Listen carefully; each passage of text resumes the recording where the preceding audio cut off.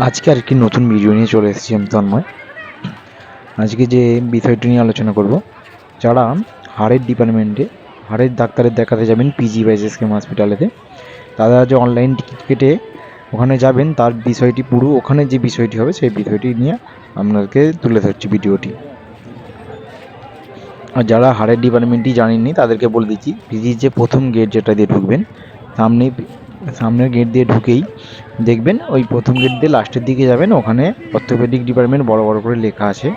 আপনি অর্থোপেডিক ডিপার্টমেন্টের সামনে চলে যাবেন। ওখানে কিন্তু ডাক্তার বসে সোমবার থেকে শুক্রবার পর্যন্ত, শনিবারে হাফবেলা অবধি বসে।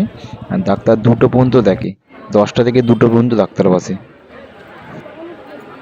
2টো হয়ে গেলে কিন্তু আর ডাক্তার দেখবে না, সেই আপনারা টাইম নিয়ে সকাল সকাল চলে যাবেন।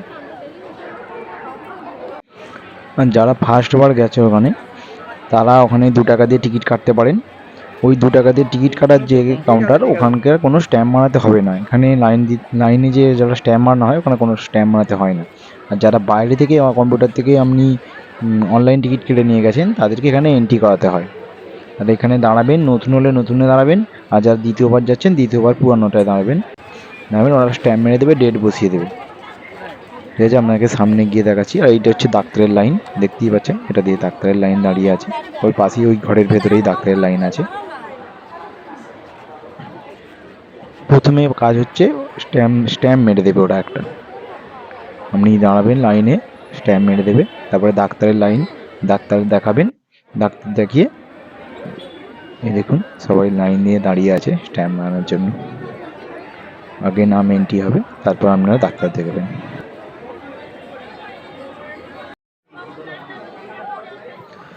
ডাক্তার দেখানো হয়ে গেলে, আর এখানে যে দেখতে পাচ্ছেন 1 নম্বর 2 নম্বর কাউন্টার লেখা আছে, এখানে হচ্ছে 2 নম্বর কাউন্টারে যারা ওষুধ নেবেন, যেখান থেকে ফ্রি ওষুধ দেওয়া হয়েছে, ওষুধ নেবেন 2 নম্বর কাউন্টারে দাঁড়াবেন। আর যাদের ফিজিওথেরাপি লিখে দিয়েছে ডাক্তার, তারা 1 নম্বর কাউন্টারেতে দাঁড়াবেন। 1 নম্বর কাউন্টারেতে ফিজিওথেরাপির স্লিপ দেয়, আর আপনি 10 নম্বর রুমে গিয়ে 10 নম্বর রুমে গিয়ে দাঁড়িয়ে থাকবেন। ওই পাশেই দেখতে পাচ্ছেন 10 নম্বর রুম, ওই 10 নম্বর রুমে দাঁড়াবেন, ওখানে ফিজিওথেরাপি আপনাকে দেখিয়ে দেবেন। যারা শুধু ওষুধ নেবেন তারা 2 নম্বর কাউন্টারে যাবেন। যদি 1 নম্বর কাউন্টারে দাঁড়ান তাহলে আপনাকে ওষুধ দেবে না, স্লিপ দেবে না, আবার আপনাকে 2 নম্বর কাউন্টারে দাঁড়াতে হবে। এই বিষয়টি মনে রাখবেন। যাদের ফিজিওথেরাপি লিখেছে তারাই একমাত্র 1 নম্বর কাউন্টারে দাঁড়াবেন।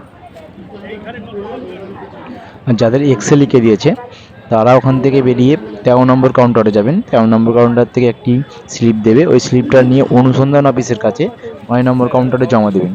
ওখানে জমা দেওয়ার পরে এক্স রুমে গিয়ে ওরা একটা স্লিপ দেবে, ওই স্লিপটা জমা দেবেন।